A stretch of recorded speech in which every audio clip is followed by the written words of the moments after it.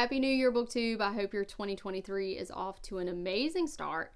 I'm here to talk about two books. The first one is All Good People Here by Ashley Flowers, and if you are a crime junkie like me, then you've probably heard about this book before because Ashley Flowers is the true crime podcaster from Crime Junkie, and I had to see if she could write a murder mystery, and I must say I was pleasantly surprised by this book. So the story is set in the small town of Wakarusa, Indiana, and I kind of like saying that, not gonna lie.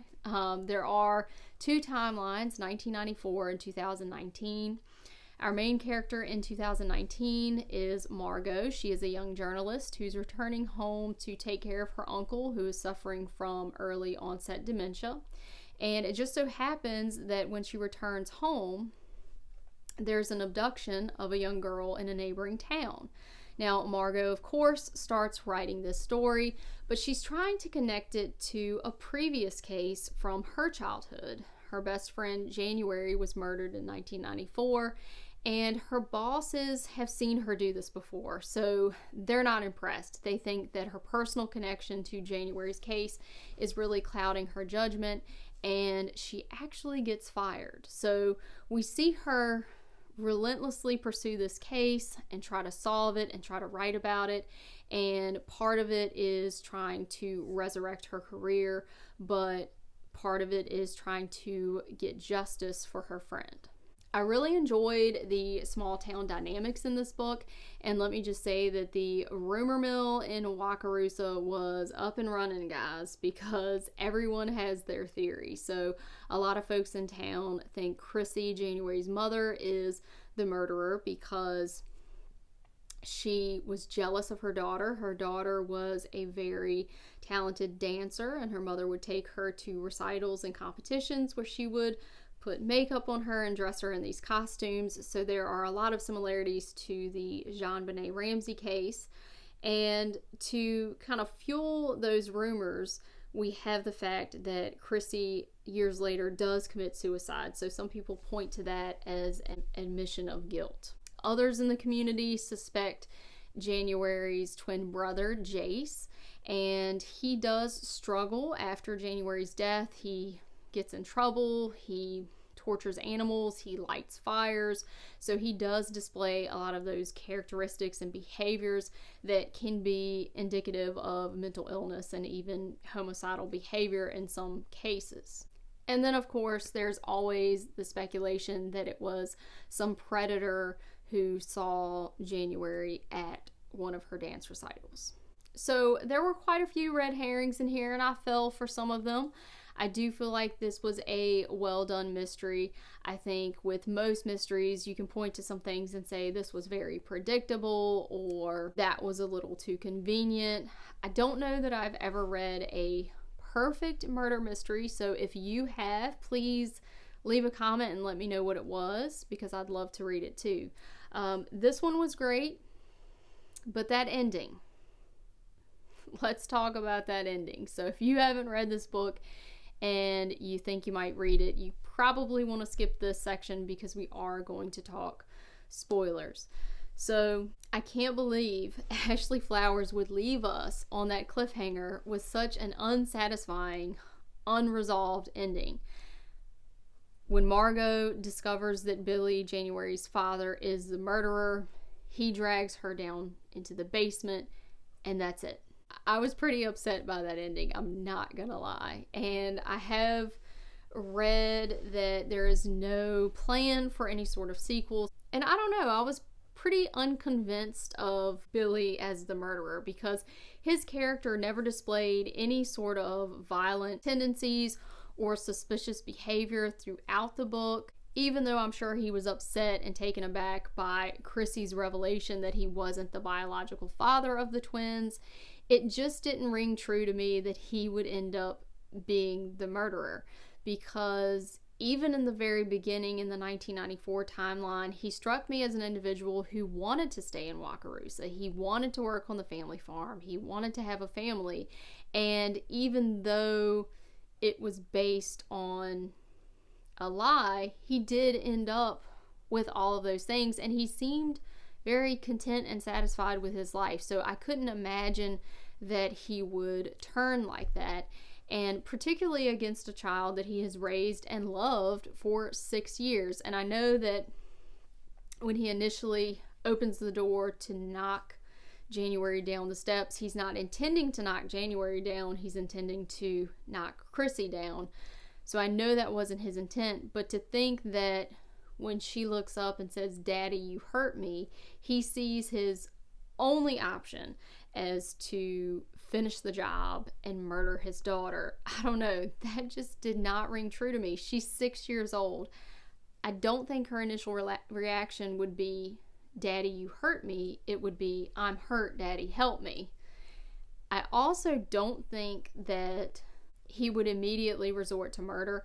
I think that she's 6, so he could easily explain that this was an accident. And it being a small town like Wakarusa, where there are all good people here and no bad things ever happen, I feel like this would have been accepted as an accident, as an anomaly, as one bad thing that happened. I don't think people would be suspicious of him as being an abusive parent or anything like that. So the final reveal, Billy as the murderer, just wasn't very convincing for me. But I did enjoy the journey. I did enjoy the story.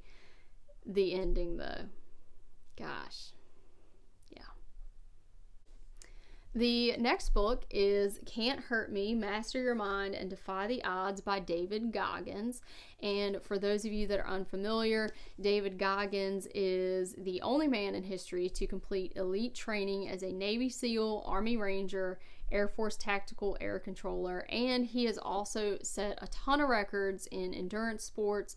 He is an ultra marathoner, which is how I came across him. So just looking up running stuff on YouTube, I've watched his podcast with Joe Rogan and all of the content that he puts out online. So I didn't really know if I would find out anything new or learn anything more from this book than I've already seen on the internet, but I can say that I did. This was definitely worth a read, and I knew that Goggins had a very traumatic childhood, and I'm not in the business of comparing trauma or anything like that because I don't think that is very fair, but let me just say that if this man can overcome the victim mentality and the paralysis that that induces, I think that there is hope for the rest of us. So this book is really part memoir, part self-help book, and I really appreciated that at the end of each chapter there were these challenges that are really strategies to master your own mind and conquer your goals.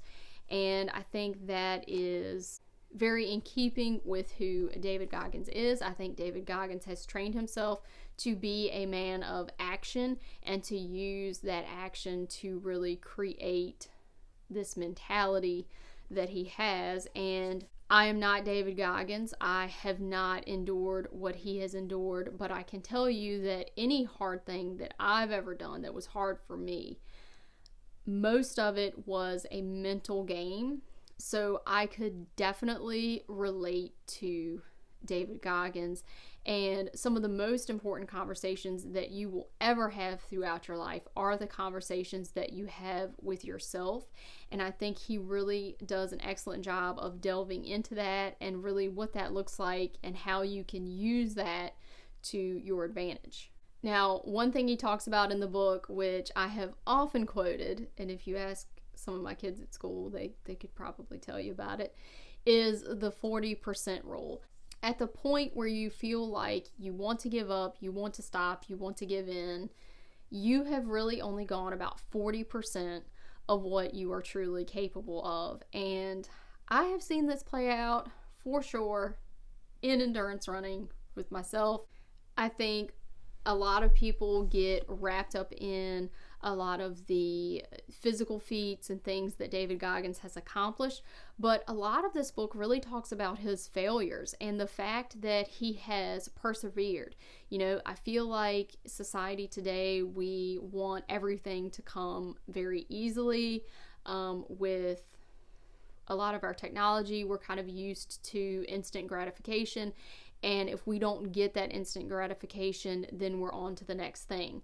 And I think doing hard work for hard work's sake, being willing to do it again and again and come back after it, I think that is a skill that we really need to focus on, because I see it every day at school. It is very easy for students to get disheartened or think that they are just, quote, not good at reading or not good at math. I think he could have easily surrendered himself to the anger at his circumstances and to the, self-pity and kind of that victimization, but he didn't. And he chose to make a change. He chose to be a man of action and discipline and hard work and consistency. And I don't know, I just really appreciate seeing that in people. And one of my favorite things about being an educator is seeing kids do hard things.